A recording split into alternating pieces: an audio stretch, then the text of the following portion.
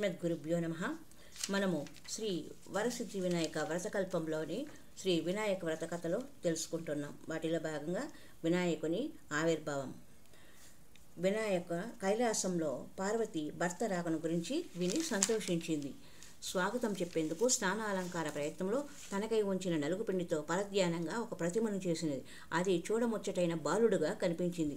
దానికి ప్రాణము పోయాలి అనిపించి తన తండ్రి ద్వారా పొందిన మంత్రంతో ఆ ప్రతిమకు ప్రాణప్రతిష్ఠ చేసింది. ఆ దివ్యసుందరిని వాకిట్లో ఉంచి ఎవరిని లోపలకు రావనివ్వద్దని చెప్పి లోపలకు వెళ్ళింది.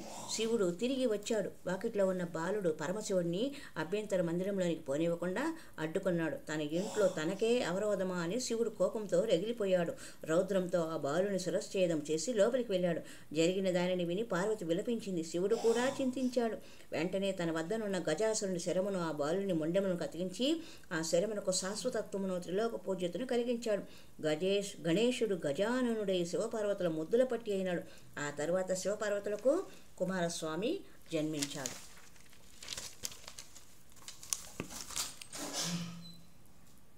వినాయకుని ఆవిర్భావం.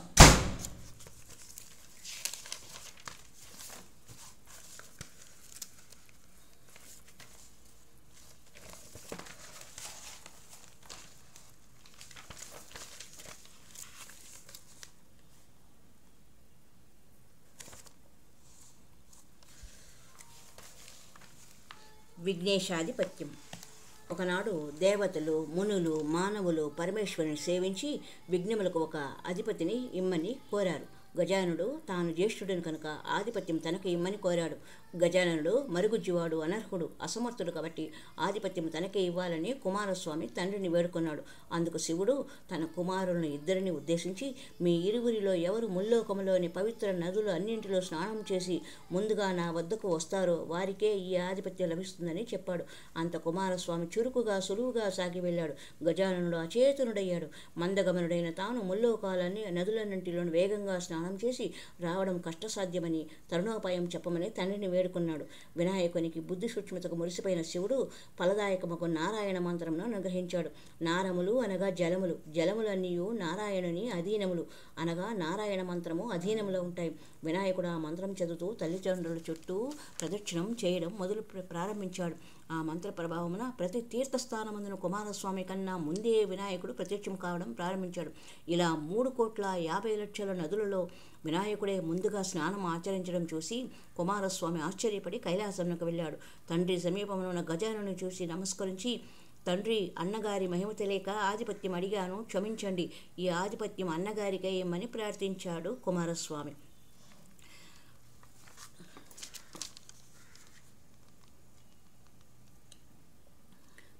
పార్వతీ పరమేశ్వరులు గజానునికి విఘ్నాధిపత్యము ఇవ్వడం.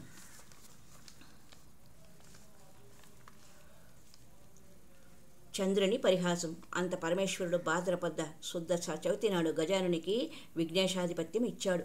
ఆనాడు సర్వదేశస్థుల విఘ్నేశ్వరునికి తమ శక్తి కొలది కుడుములు, అపూపములు, మున్నగు పిండి వంటలు, టెంకాయలు, తేనె, అరటిపళ్ళు, పానకం, వడపప్పు మొదలుకొని సమర్పించి పూజించగా విఘ్నేశ్వరుడు సంతుష్టుడై కుడుములు మున్నగునవి కొన్ని భక్షించి, కొన్ని వాహనమునకిచ్చి, వాహనం అంటే మూషికునికి ఇచ్చి, కొన్ని చేత ధరించి మందగమనను సూర్యాస్తమయ వేళకు కైలాసములకు వెళ్ళి తల్లిదండ్రులకు ప్రణామం చేయబోయాడు. ఉదరము భూమి కాని నా చేతులు భూమి కానక ఇబ్బంది పడుతుండగా శివుని శిరము ఉందున్న చంద్రుడు వినాయకుడి అవస్థ చూసి వికటముగా నవ్వాడు. అంత రాజదృష్టి సోకిన రాళ్ళు కూడా నుగ్గవుతాయనే సామెత నిజమగినట్లు విఘ్నదేవుని గర్భము పగిలి అందులోని కుడుములన్నీ ఆ ప్రదేశంలో పడ్డాయి. అతడు మృతి చెందడు. అంత పార్వతి శోకించుచు చంద్రుని చూచి, పాపాత్ముడా, నీ దృష్టి తగిలి నా కుమారుడు మరణించాడు కాబట్టి నిన్ను చూసిన వారు పాపాత్ములై నీలాపనిందలో పొందుదురుగాక అని శపించింది. ఋషిపత్నులకు నీలాపనిందలు. ఆ సమయంలో సప్తమహర్షులు యజ్ఞం చేస్తూ తమ భార్యలతో అగ్ని ప్రదక్షిణం చేస్తూ ఉన్నారు. అగ్నిదేవుడు ఋషిపత్నులను మోహించి శాపభయంతో ఆసక్తులై క్షీణించడం ప్రారంభించాడు. అగ్నిదేవుని భార్య అయిన స్వాహాదేవి అది గ్రహించి అరుంధతి రూపం తక్క మిగిలిన ఋషిపత్నుల రూపం ధరించి పతికి ప్రియం చేసేందుకు ప్రయత్నించింది. అగ్నిదేవునితో ఉన్నవారు తమ భార్యలయ్యని శంకించి ఋషులు తమ భార్యలను విడనాడారు. పార్వతి శాపన అనంతరం ఋషిపత్నులు చంద్రుని చూచుటచే వీరికి ఈ నీలాపనంద కలిగింది. దేవతలు, మునులు ఋషిపత్నులకు వచ్చిన ఆపదను పరమేశ్వరుని తెలుపగా అతడు సర్వజ్ఞుండగటచే అగ్నిహోత్రుని భార్య అయ్యే ఋషిపత్నుల రూపం ధరించిందని చెప్పి ఋషులను సమాధానపరిచాడు. అంత బ్రహ్మ కైలాసమునకు వచ్చి మహేశ్వరుని సేవించి మృతుండై పడి ఉన్న విఘ్నేశ్వరుని ప్రతికించాడు. పార్వతీ పరమేశ్వరులు సంతోషించారు. అంత దేవాదులు, ఓ పార్వతీమాత, నీ శాపము వల్ల ముల్లోకాలకు కీడు వాటిల్లింది కాబట్టి శాపాన్ని ఉపసంహరించుకోవాలని ప్రార్థించారు. తనయుడు మరలా బతకడంతో పార్వతి చాలా సంతోషించింది. కుమారుని చేరదీసి ముద్దాడింది. ఏ రోజున విఘ్నేశ్వరుని చూచినా చంద్రుడు నవ్వాడో ఆ రోజున చంద్రుని చూడరాదు అని శాపాన్ని సడలించింది. అంత బ్రహ్మాదుల భాద్రపద శుద్ధ చవితి నాడు మాత్రము చంద్రుని చూడక జాగరూకులై సుఖంబుగా ఉండిరి. ఇలా కొంతకాలము నడిచినది. సమంతక ఉపాఖ్యానం. ద్వాపరయుగమున నారదుడు ద్వారకావాసి యొక్క శ్రీకృష్ణుని దర్శించి స్తుతించాడు.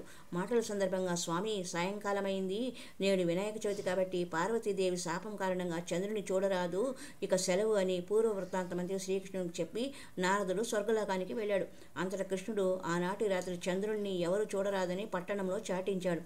క్షీరప్రియుడకు శ్రీకృష్ణుడు నాటి రాత్రి తాను ఆకాశం వంక చూడక గోష్టమునకు పోయి పాలు పితుకుతూ పాలలో చంద్రుని ప్రతిబింబమును చూశాడు. ఆహా, నాకెట్టి అపనింద రానున్నదో అని శ్రీకృష్ణుడు అనుకున్నాడు. కొన్నాళ్లకు సత్రాజిత్తు సూర్యవరముచే సమంతకమణిని సంపాదించి ద్వారకాపట్టణముకు శ్రీకృష్ణ దర్శనార్థమై వెళ్ళాడు. శ్రీకృష్ణుడు మర్యాద చేసి ఆ మణిని మన రాజుకి ఇమ్మని చెప్పాడు. రోజుకి 8 బారువుల బంగారం ఇచ్చి దానిని ఏ ఆప్తునకైనను ఎవ్వరు ఇవ్వరని సత్రాజిత్తు తిరస్కరించాడు. అంత ఒకనాడు సత్రాజిత్తు తమ్ముడు ప్రసేనుడు ఆ సమంతకమణిని కంఠమున ధరించి వేటాడడానికి అడవికి వెళ్ళాడు. ఒక సింహం ఆ మణిని మాంసఖండమని భ్రమించి అతడిని చంపి ఆ మణిని తీసుకుని పోతూ ఉండగా ఒక బల్లూకం ఆ సింహాన్ని చంపి ఆ మణిని తన కుమార్తె జాంబవతికి ఆట వస్తువుగా ఇచ్చింది. మరునాడు సత్రాజిత్తు తమ్ముని మృతి విని మణి ఇవ్వలేదని, కృష్ణుడు నా సోదరుని చంపి రత్నం అపహరించారని పట్టణమున చాటించాడు. అది కృష్ణుడు విని చవితి నాడు పాలలో చంద్రబింబమును చూసిన దోషఫలమని అనుకున్నాడు. దానిని పాపుకొనుటకై బంధు సమేతుడై అరణ్యానికి పోయి వెతుకగా ఒకచోట ప్రసేనుని కళేబరము, సింహం కాలిజాడలు సిద్ధపడింది. ఎలుగుబంటి అడుగులు కనిపించాయి. ఆ దారిన పోవుచుండగా ఒక పర్వత గుహ ద్వారమును చూసి పరివారమున అక్కడ విడిచి కృష్ణుడు గృహ లోపలికి వెళ్ళాడు. అచ్చట బాలిక ఉయ్యాలపై కట్టిన మణిని శ్రీకృష్ణుడు చూశాడు. దానిని తీసుకుని వస్తుండగా బాలిక ఏడవడం ప్రారంభించింది. అంత జాంబవంతుడు ఆవేశంగా వచ్చి శ్రీకృష్ణునిపై అరచుచూ గోళ్లతో గుచ్చుతూ కోరలతో కొరుకుతూ ఘోరముగా యుద్ధము చేసెను. కృష్ణుడు వానిని పడతోసి వృక్షములు రాళ్లతోనూ తుదకు ముష్టికాతములను రాత్రింబవళ్ళు తెలక 28 రోజులు యుద్ధము చేసెను. క్రమంగా జాంబవంతుని బలము క్షీణించింది. తననే ఓడిస్తున్న వ్యక్తి రావణుడు హంతకుడకు శ్రీరాముడే అని తెలుసుకున్నాడు. అంజలి ఘటించి, దేవాదిదేవ, ఆర్తజన పోష, భక్తజన రక్ష, నిన్ను శ్రీరామచంద్రునిగా తెలుసుకొంటిని. ఆ కాలమున నా యందలి వాత్సల్యముచే వరం కోరుకొమ్మనగా నా బుద్ధి బాంధ్యమున మీతో ద్వంద్వ యుద్ధం చేయవలని కోరుకున్నాను. భవిష్యత్తులో నీ కోరిక నెరవేరుతుందని మీరు సెలవిచ్చితిరి. అది మొదలు మీ నామస్మరణ చేయుచు అనేక యుగములు గడిపాను. ఇప్పుడు తాము మా నివాసమునకు దయచేసి నా కోరిక నెరవేర్చారు. ఇక నాకు జీవితేచ్ఛ లేదు. నా అపరాధమును క్షమించి కాపాడము. నీకన్నా వేరు దిక్కులేదు అంటూ భీతిచే పరిపరివిధమలా ప్రార్థింప శ్రీకృష్ణుడు దయాళుడై జాంబవంతుని శరీరమంతయు తన హస్తములచే నిమిరి భయము పోగొట్టి ఇలా అన్నాడు. సమంతకమణిని అపహరించినట్లు నాపై ఆరోపణ వచ్చింది. అపనింద బాపుకొనుటకు ఇటు వచ్చాను కాబట్టి మణిని ఇవ్వమని కోరాడు. జాంబవంతుడు శ్రీకృష్ణునికి మణి సహితముగా తన కుమార్తె యొక్క జాంబవంతిని కానుకగా ఇచ్చాడు. అంత తన ఆలస్యమునకు పరిశపించి బంధుమిత్ర సైన్యములకు ఆనందం కలిగించి కన్యారత్నంతోనూ మణితోనూ శ్రీకృష్ణుడు పురం చేరుకున్నాడు. సత్రాజిత్తును రప్పించి పిన్న పెద్దలను ఒక చోట చేర్చి యావత్ వృత్తాంతము చెప్పాడు. సమంతకమణి సత్రాజిత్తుకు తిరిగి ఇచ్చేశాడు. దాంతో సత్రాజిత్తు అయ్యో, లేనిపోయిన నిందమోపి దోషమును పాల్పడుతుని అని విచారించి మణి సహితంగా తన కూతురకు సత్యభామను భార్యగా సమర్పించి తప్పు క్షమింపమని వేడుకున్నాడు. శ్రీకృష్ణుడు సత్యభామను గైకొని మణి వలదని తిరిగి ఇచ్చాడు. శ్రీకృష్ణుడు శుభముహూర్తమున జాంబవతి సత్యభామలను పరిణయమాడాడు. అంత దేవాదులు మునులు స్తుతించి, మీరు సమర్థులు గనుక నీలాపనింద బాపకొంటిరి, మాకేమి గతి అని ప్రార్థింపగా శ్రీకృష్ణుడు దయాళుడై భాద్రపద శుద్ధ చతుర్థిని ప్రమాదవశమున చంద్రదర్శనమయ్యనేని ఆనాడు గణపతిని యథావిధిగా పూజించి ఈ సమంతకమణి కథను విని అచ్యుతుల శిరంబున దాల్చివారు నీలాపనిందలు పొందకొందురుగాక అని చెప్పాడు.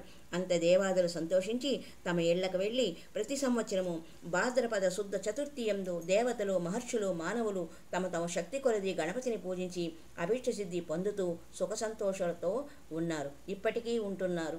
సర్వే జనా సుఖినో భవంతు. లోకా సమస్తా సన్మంగళాని సంతు. హరి ఓం తత్సత్. ఓం గం గణపతియే నమః. ఓం గం గణపతియే నమః. ఓం గం గణపతియే నమః. ఓం శ్రీ వరసిద్ధి వినాయక వ్రతకల్పము సంపూర్ణమైనది. హరి ఓం తత్సత్.